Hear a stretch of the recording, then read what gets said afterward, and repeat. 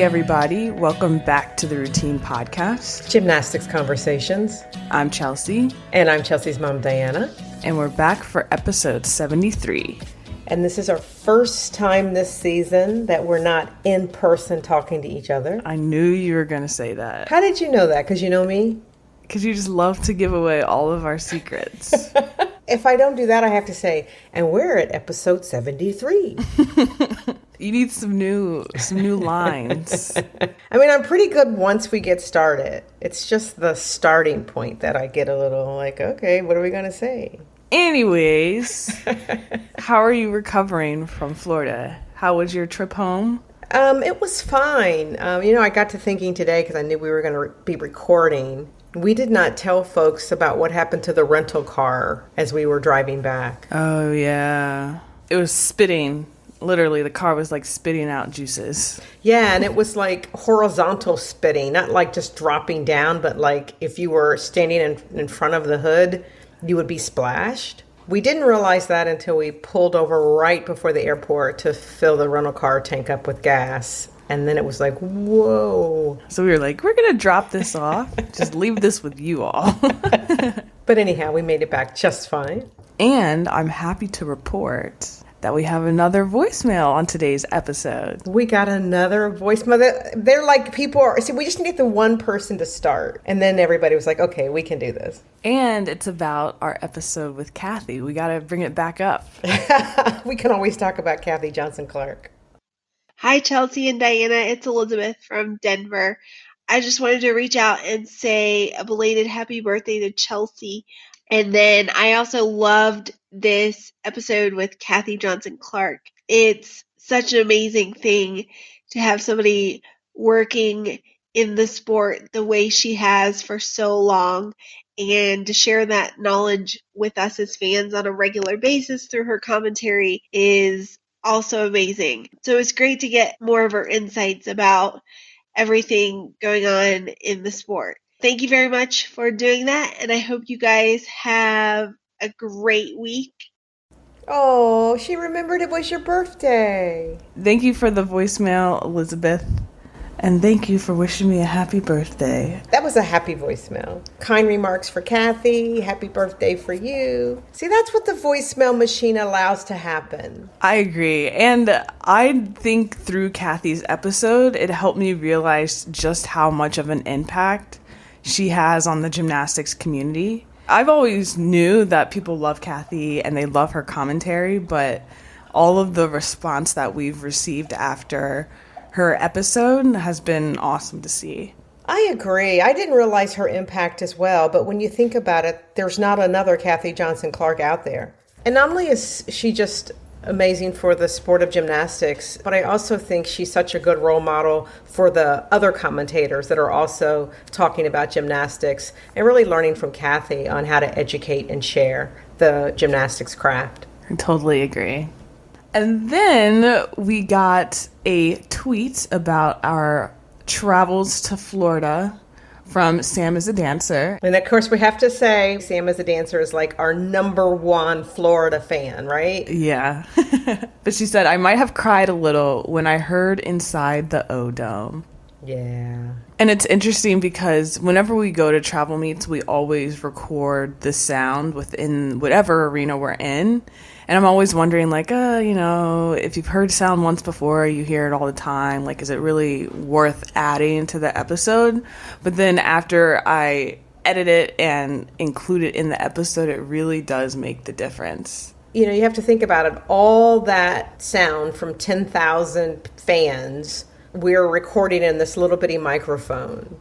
So if you can just imagine being there in your ears, hearing that sound and feeling that sound, because you really do feel it, it's pretty different when you're there personally. And then we also got a tweet about our 2-pass routine discussion, which we started at the beginning of this season. Yeah, that was one of our early episodes. So we heard from Missy Flippy, who we haven't heard from a while. She said, okay, Routine Podcast, I hear you about the 2-pass floor routine issue. It needs something. I vote for a 5+ skill gym/acro with no minimum value, but max amplitude/virtuosity. Think about it. Round off, whip, back handspring, huge full straddle jump, punch front, or round off, whip, whip, whip, huge layout half, double stag jump.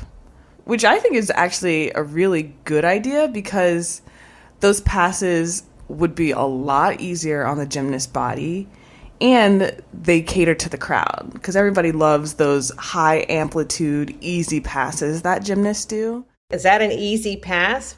All those things? That's the easy? Compared to like doing like a full in, yeah, it's pretty easy. When you say people love it, obviously they don't know how easy or hard it is. But it's kind of the continuous skills in a row that people love.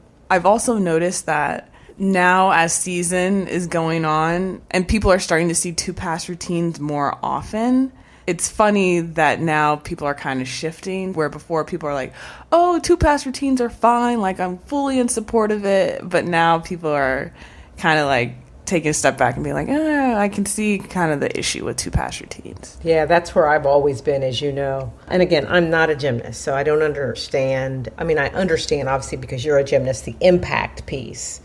But as a fan, watching somebody do a lot of dancing and a lot of jumping, it's just not the same for me. I think it just, for those gymnasts who maybe aren't as strong of dancers, it makes it really hard to not notice that it's only 2 passes. The other part where I'm kind of just like, is that, I don't know if you remember when we talked with Christina Chavounet a couple episodes ago, but she said that now gymnasts have to get 6/10 bonus instead of the 5/10 bonus in their routines. And right. On floor, they now got an extra 10th of bonus if they ended with a double back. Yes, I do remember that. Yeah, so that includes now 2-pass routines. So if you're doing 2 passes and you end with a double pike, you still get that bonus because technically it's your last pass. Yeah, that's really your second pass, not your third pass. Right. So again, there's like these holes in the code where people are taking advantage of it. And like, you can't be mad at that. But I'm curious to see how things will change in the coming seasons. Because I feel like this isn't going to last forever. But it's just something that people are going to need to really evaluate and weigh the pros and cons. So I guess if people want to share their thoughts now that we are now in the groove of season, if their thoughts on 2-pass routines have changed, let us know. Or if you still are, 2-pass routines are okay no matter what, point blank period, let us know. Or if you're tired of us talking about it, just, keep it moving. So what meets did you watch this weekend? Well, I started on Friday night and I watched the LSU versus Alabama meet. And then on Saturday, I watched a recording of the Nebraska versus Michigan meet. It was great watching Michigan, but it was also great watching Nebraska. Those are actually the 2 meets that I watched, and then I watched a couple here and there. But I want to know your thoughts on the Nebraska versus Michigan meet. Well, it was great watching Sierra, since we had the chance to talk with her. But it was also great watching the other freshmen on the team as well, just because I think they don't look like freshmen. I mean, I think the freshmen this year in general with gymnastics just don't look like freshmen to me. But it was also beautiful watching the upperclassmen because they're so opposite of the freshmen. And in that, I mean, they're so confident and comfortable. Not that the freshmen aren't, but it's just, they're just in a different groove. I think the upperclassmen to me feel like they're just in a different groove. Like watching Natalie Wojcik, she's just unbelievable. Grace and poised and comfortable. And so it was a really good balance watching the 2 teams and just kind of watching that comparison for me, but also watching just really, really good gymnastics. I loved that Bart and Kathy commentated that meet. Those are 2 Big Ten teams, so they normally don't. So it was nice to hear their take on their gymnastics. Can you talk about Taylor?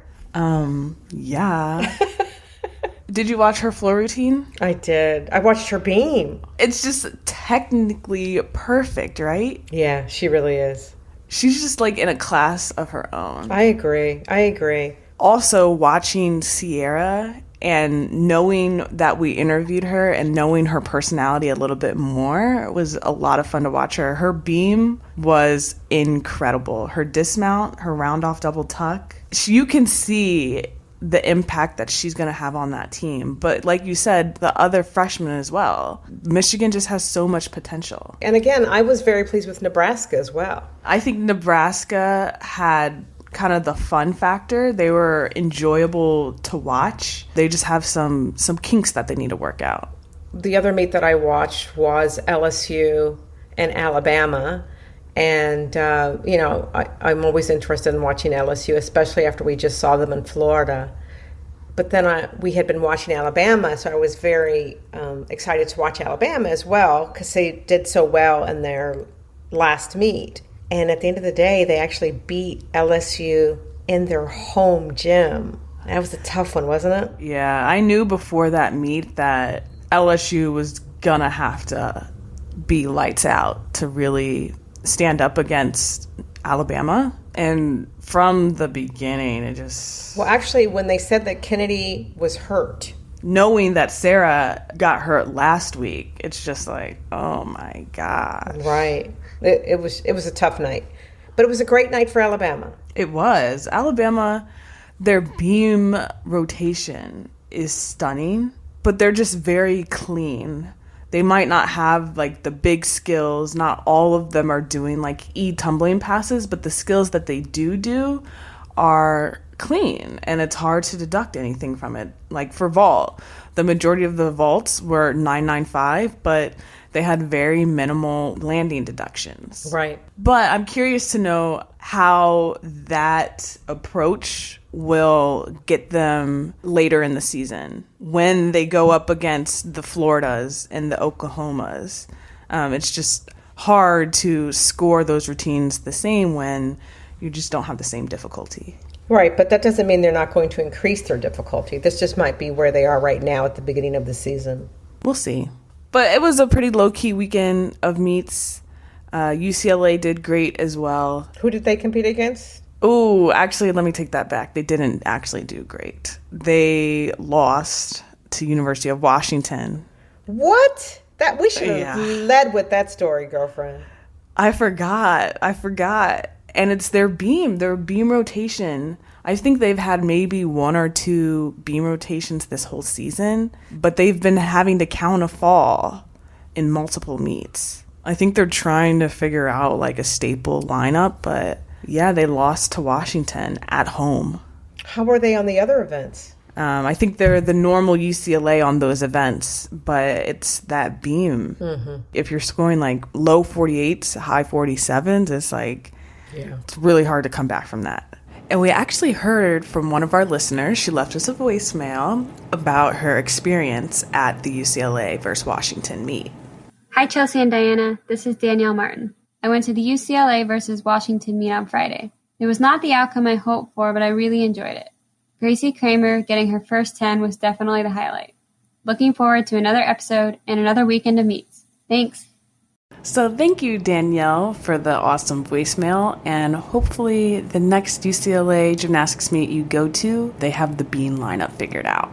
And how did the University of Washington do? Isn't that Elise Ray's school? Yeah, so they did really well. They were making routines, doing clean gymnastics, and they were just chugging along in their own little bubble. And then by the end of the meet, they ended up winning. Wow. When I was watching the Michigan meet, Kathy mentioned Elise Ray. Did she graduate from the University of Michigan? She did. I didn't know that. She was actually like a really well-known gymnast at the University of Michigan. Was she? Okay. And apparently she's like super pregnant now, so she's not able to travel with the team.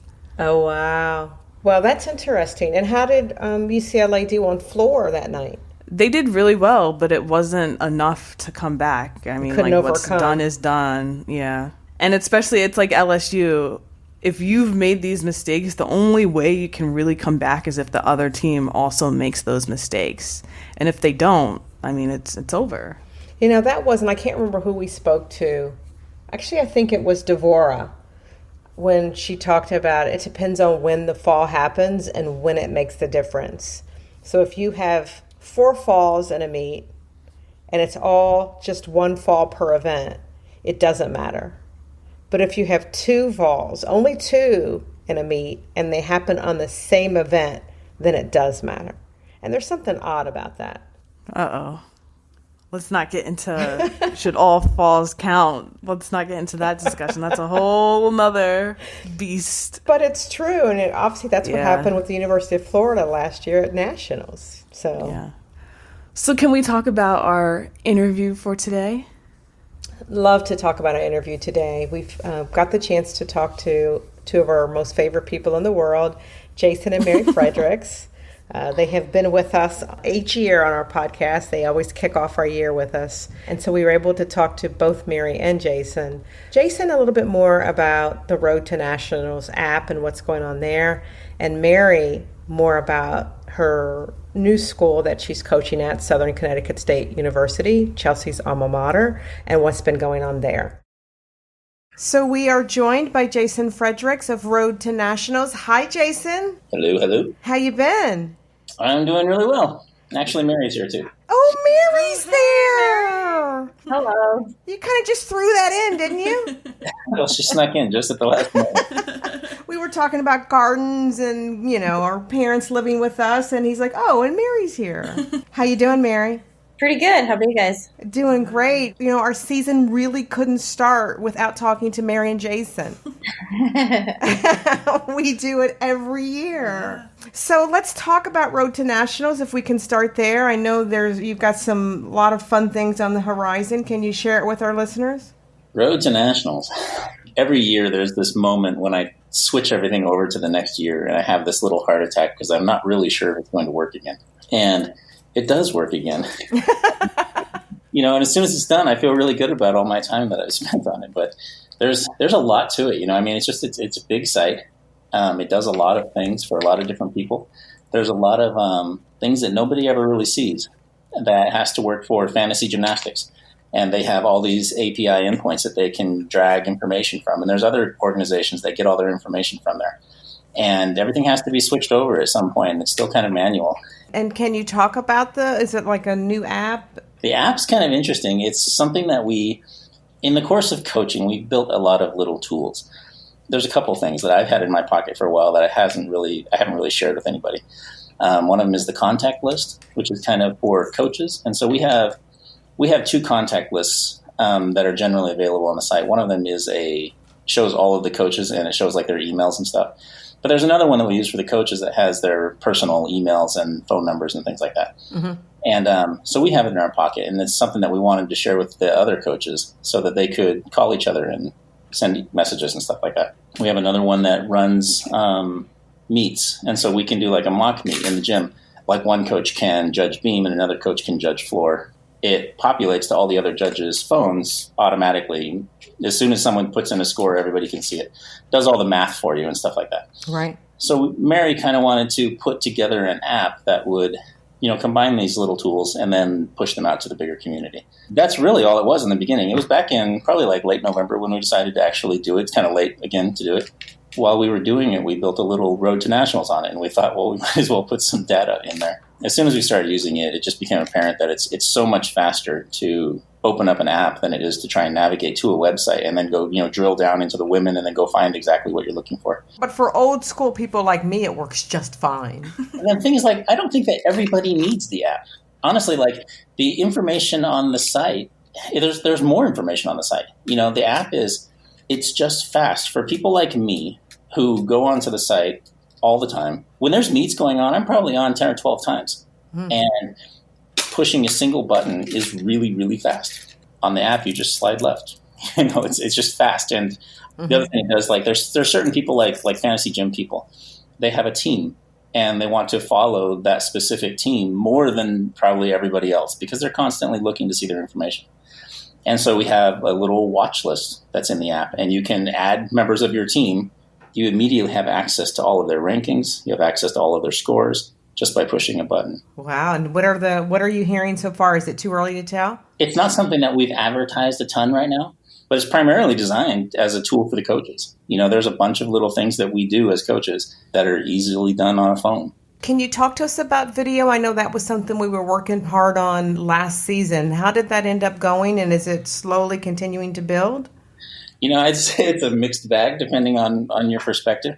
For the men, it was wildly successful. They put up every single routine that was done last year. Really? Wow. Yeah, every single thing is there, and if they're doing it again this year.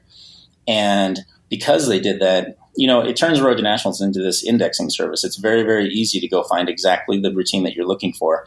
You find the meet that you're looking for. You find the result that you're looking for. You click a single result, and the video pops up in your computer right there. On the women's side, it was a little less. I think we only had 3 teams that did it. Mm-hmm. So many teams don't own their online content. Like, say you're a member of the Pac-12. You don't own your content. The Pac-12 does. The men don't have that problem.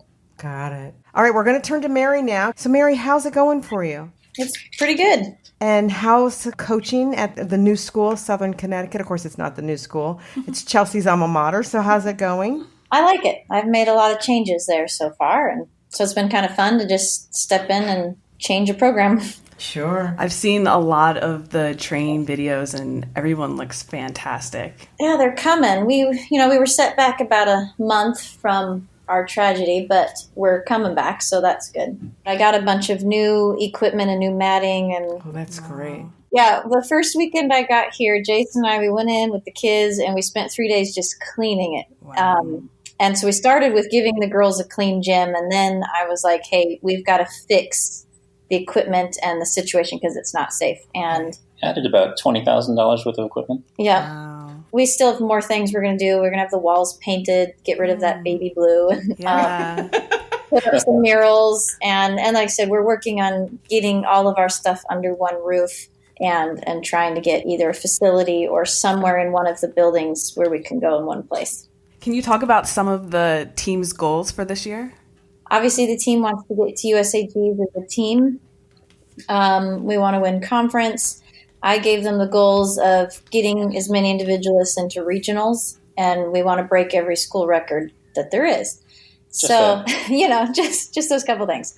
The team is capable of it. We did have our setbacks, and so it's a little rougher, but we still have the capabilities as long as we can get everything in a row in time. Mm-hmm. You guys were at Towson before, Division I school. How's it coaching at a Division II school? Well, in a lot of ways, compared to some of the D1 schools I've been in, like Towson and SEMO, they're fairly similar because Towson and SEMO weren't fully funded Division I programs. Southern, obviously, D2, so of course it doesn't have the same scholarships as a D1 program. Mm-hmm. And we're working to get them fully funded as well. But what I like is the entire athletic department, the AD, they're very, very supportive and want to help me build the program and make it what it needs to be. And so that's fun. They're just so energetic. They want to be good. They want to give us what we need and help us succeed. So you don't really feel like you're in maybe a D2 program. I just have one big goal for you, Mary. Just one. Okay. Beat Bridgeport. Yeah, well, don't worry. We want to beat all of the D2 teams. We want to get in there and start beating all the D1 teams, so. I mean, we always talk to you too, Jason, about predictions. You too, Mary. We had this with our listeners, I guess, a couple of episodes ago where we said top 4. And you guys don't have to agree. You can have different thoughts about this. But who do you think the top 4 teams will be this year? I don't know. I still predict Oklahoma first. I think that it's usually safe to say that Florida is going to be in the top 4. I always hope that LSU will get in there and be another new one up and, winning, but they haven't been able to pull that off. And I always kind of have a little soft spot for the Utes. So. Oh, yeah, sure. All right, so Oklahoma, Florida, LSU, and then Utah. Yeah. All right. And Jason? Let me ask you guys a question. Did you see LSU's meet? Yes. Of course we did. I assume you did. How are they looking? Because I didn't see it. They don't have Sarah Finnegan. I think the freshmen, I think they just need to kind of get their footing. But I think it was similar to how it was last year. Mm-hmm. I'm predicting come March, I'm sure Dee Dee will whip everyone into shape. Dee Dee and Jay Clark. Right, and they'll be a different team than what we're seeing right now. Yeah, that's always my prediction as well. I think that they're going to do okay.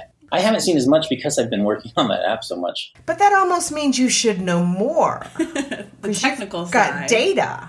He definitely knows the data. He can tell you the scores and all that, but whether or not they were deserving or, sometimes you'll see some scores come in and you're like, wow, that seems really high. Were those real? Were they at home? Were they gifted? Or are they really that good? And it's kind of interesting to watch some teams who can do no wrong at home, and then you see a little more realistic scores when they're away. Mm-hmm. Jason's not off the hook, though. I'm just saying, Mary. You've bought him some time, though. Yeah, he can come up with something now. He's trying to use military tactics to get out of this. I'm well versed in it, been married to him a long time. Yeah, he just flipped it on us, didn't he? Right? Yeah, he does. Denver's been super impressive. They still have a lot of the same people. It's great to see them back there again. They've been a program on the cusp of things for a long, long time, and last year really broke out. They really did. I'm still very interested in, Alabama and Kentucky and some of those teams that were back in that traditional Denver spot, I guess, that haven't been lately. But if I had to guess, I'd say, Oklahoma, Florida, Denver. I think UCLA has more that they haven't shown yet. Oklahoma, Florida, Denver, UCLA. Sure. We won't remind you of that or anything like that, so don't worry about it. Yeah. All right, before you guys leave us, Mary, every gymnast that's on the show, we now ask the same 5 questions. It's kind of like a speed round dating thing. We just had Jason on the spot, but it's now your turn to be on the spot. Are you ready? Nope. Okay, here's your first question. So to hear the rest of Mary's interview, be sure to become a member on our website. And I think you added some information about our trip to Florida on our members page, right? I did put a little information about our trip, kind of Diana's travel moments to talk about the trip, but talking a little bit about my sister and talking about traveling with Chelsea. But I also have pictures from the trip. And again, that's on the subscriber page. Yeah, so for those of you who are front row seat or box seat members, you all have access to that exclusive content. And again, we have the additional audio interviews from Kathy Johnson-Clark, from Sadiqa Bynum, from Sierra Brooks. It's all on that membership page. And thank you again to those of you who are already members. I sent out another couple bags this week, Chelsea. Yay! For those who subscribe, you get a routine podcast bag. So thank you, Jason and Mary, for taking the time to speak with us. It's nice to get an insight in what's going on in their worlds because, they are always moving forward with new things that's going on, if it's coaching, if it's Road to Nationals. So be sure to download the app. You can also just go to roadtonationals.com if you don't want to download the app, and all the information is there. I feel like you could really dive deep into Road to Nationals and come up with the most random facts. It's all there. I'm a data person, right? And I think data tells everything. So when you look at where a team is on beam, where they are on bars, who in the lineup is where in ranking order. I just think there's so much that you could look at. You know how we're always making guesses about who we think is going to win and how we think they're going to do? We would be so much better if we just kind of read the data and understood, and my predictions would be more accurate is my guess versus so emotional. They'd be more data driven. How about that? So this week there are quite a few meets that we can be on the lookout for. Denver and Iowa State will be at Florida, which I think is a really cool matchup. Kentucky will be at Auburn. Georgia will be at Arkansas, and Arkansas has been doing really well. I did not think that Jordan's impact would be showing this early on, but you can really tell what she's done for the program already. Yeah, and when you say program, it's not just the gymnast on the floor, but it's the fans that are coming in. I mean, it's different already. They're currently ranked 4th on floor. Really? And let me just compare it to the other events. On vault, they're 23rd. On bars, they're 16th. And on beam, they're 22nd. And they're 4th in the country on floor. I know. And like that's so Jordan, because remember UCLA, they had been number 1 on floor for the past 2 years? Yep. So you can already see that she's doing that same thing at Arkansas, which is awesome for her. It really is. And awesome for the team. Yeah, so there's a whole bunch of meets happening this weekend. To see the full listing of meets and the times and where you can view the meets, be sure to visit collegegymnews.com. College Gym News is your one-stop shop for all things college gymnastics. For event coverage, leotard rankings, in-depth features, fantasy gymnastics resources, and more, visit collegegymnews.com. And if you're interested in supporting CGN's expanding coverage, visit collegegymnews.com/donate. College Gym News, all the college gymnastics news you want, all in one place. So I know this was a quick episode, but I think we're both still recovering from Florida. Yeah, that's usually what happens after we have a travel meet. We usually need like a week or so to get our minds back in the groove of things, but we're really looking forward to this weekend of meets, and we'll talk to you guys next week. Bye. Bye.